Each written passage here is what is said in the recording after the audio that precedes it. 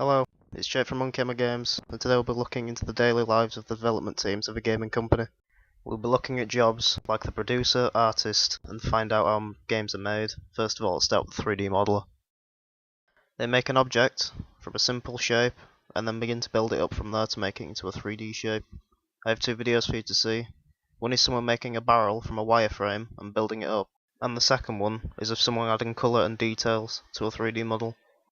This one is a T-Rex, and as you can see, the T-Rex is being given a texture. So it just does not have a smooth surface and it will look more realistic. And then they begin to add a series of high resolution textures to the model to give it a blended look, so it does not look the same everywhere. Then the modeler adds a base colour to the model.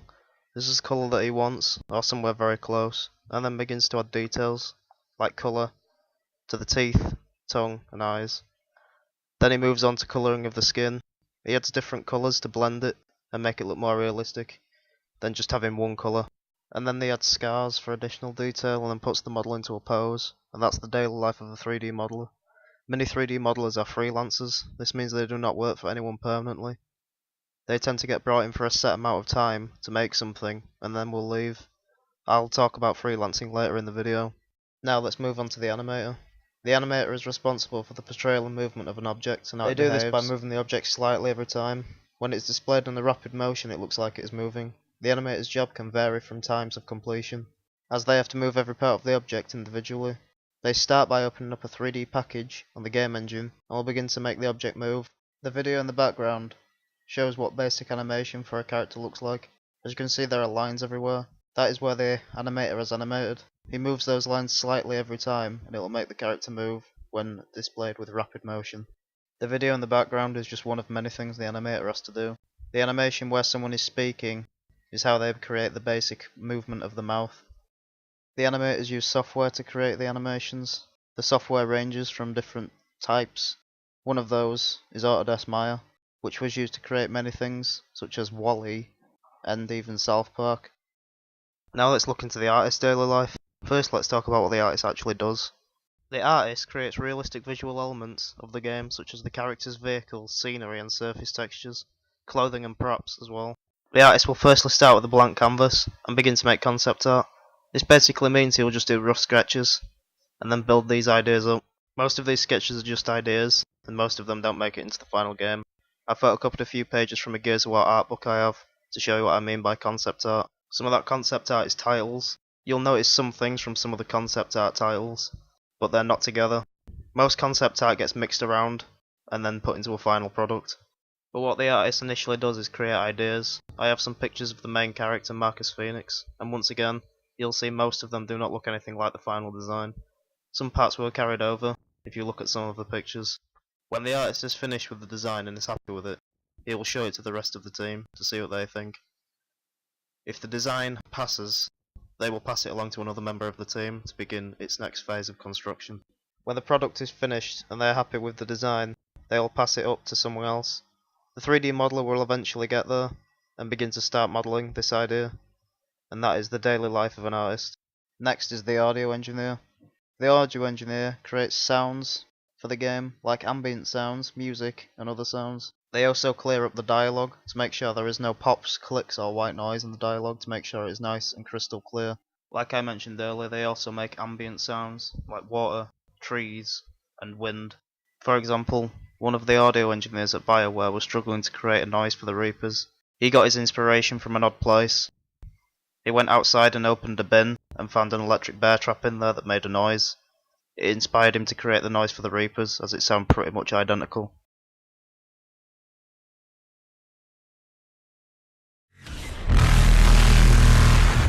Audio has come a long way from the first games made, as audio in those games was just a signal if you won or lost, with a small melody playing at the end of each.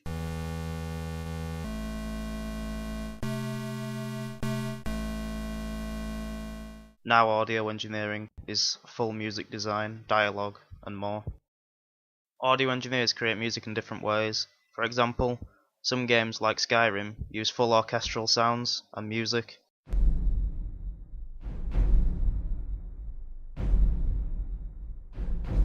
But some games would rather use electronic generated music to create the feel for the game, as it is cheaper and easier to use. and some use a mixture of both. They can also use mixers to create a blend between electronic and orchestral, for example. The song in the background that I am playing now is an example of that.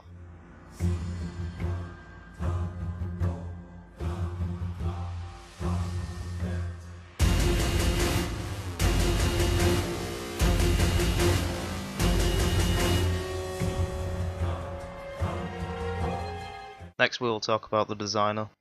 The designer is in charge of creating the feel for the game, and the physics engine and mechanics. The designer's job is to make the best games possible. They incorporate physics and mechanics to make the game feel more realistic. For example, if you shot a can and it went flying into space, the physics engine would be poor. It's the designer's job to make sure that that physics engine adapts and reacts how it should to a can getting shot, so it would fall on the floor. The designer of a game acts like a director, designing the visionary of the game, controls and artistic and technical elements of the game to make sure it fulfills the team's vision of how the game will look and turn out like. The scriptwriter is in charge of making the script for the characters and the cutscenes. They start with an idea and then develop that. Then they propose it to the rest of the writing team and begin to see where they can begin to create this story from there. They start with a backstory for everything. The scriptwriter starts with an initial story.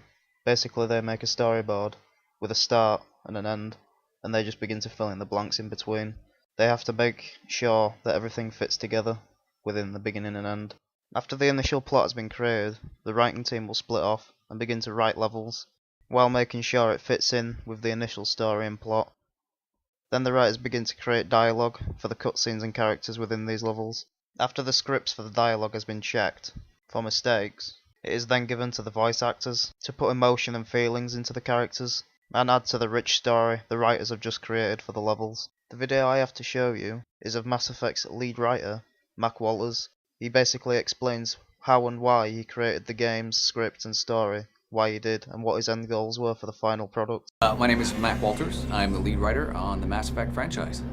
One of the goals we set out for at the beginning of Mass Effect 3 was to treat this like it was a movie, and that produces sort of a high-level story doc that isn't more than 3 or 4 pages long.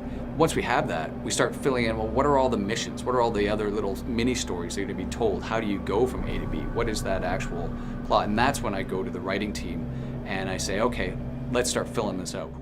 Now we will move on to the level designer.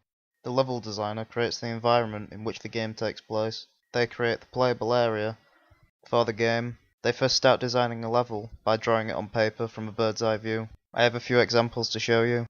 One is a video of a level designer drawing a map on a piece of paper from a bird's eye view. Another one is a picture from the art book I mentioned previously, with a level design from a bird's eye view. Most level designers draw the level in a bird's eye view because it's easy to see where the rooms will be. It is also easy to map out a more playable area than drawing it in first person mode. Once the level designer is happy with their design, they then take it to the computer to begin making it. When they begin designing the level on the computer, they start by making it in the bird's eye view yet again. They begin making it in a very blocky fashion. This stage of development is called blockout stage. Blockout stage is where the level will be initially tested. Blockout stage means the map is made entirely out of blocks. There are no textures on the blocks either. It is simply just a playing ground to see how the map performs when actually being played. It's always a good idea to start on paper because you just kind of think things through and you plan things out better. Then you start building it in the editor, but you don't build it pretty. You build it very ugly, very quick, fast, as quickly as possible, and it's called blockout stage. The reason they play the map in blockout stage is to test the level. The level could look amazing, well designed, and perfectly made. However, it could play horribly when actually being played. This is what blockout stage is for. It's so the developers do not have to go too far into development if the level is no good at being played. They can just trash it and start again. Once the level designers are happy with their design, they will begin to take it into the next stage, which is called polish, which is where they begin to add 3D models, textures, and other things. They begin to make it into the map you see in the game. Next we will talk about the localization technician.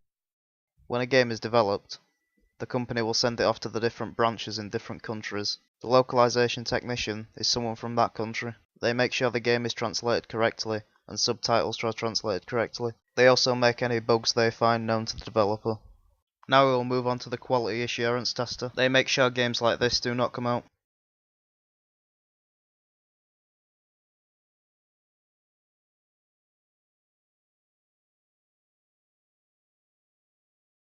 They check all aspects of the game to make sure there are no bugs or crashes in the game.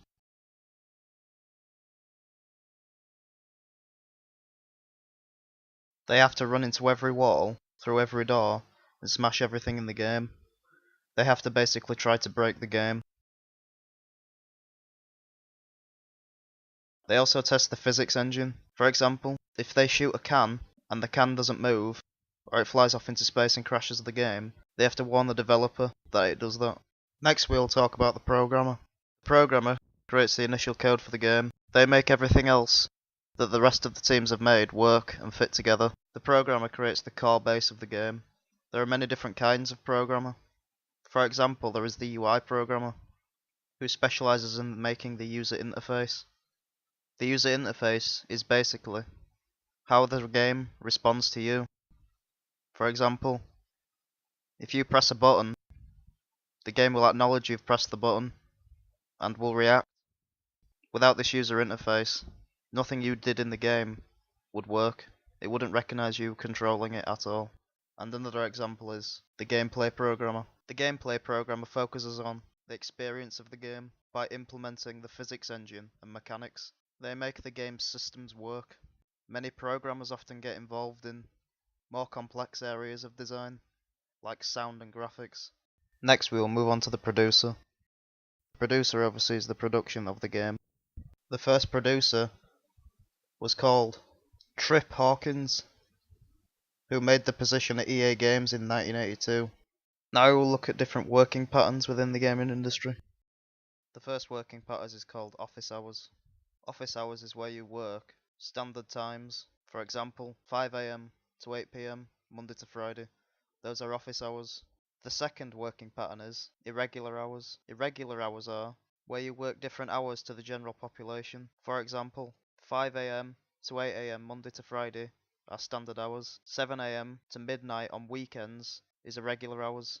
The next working pattern is hot seating. Hot seating is basically where you do not have a permanent desk. If you are needed somewhere else around the area, you can pick up your equipment and go there and start working on that. You are always mobile and never in one place for very long. The next working pattern is freelancing. Freelancing is where you do not have a permanent contract. You are brought in for a set amount of time to complete a certain task and then your contract is expired. The next working pattern is full-time staff.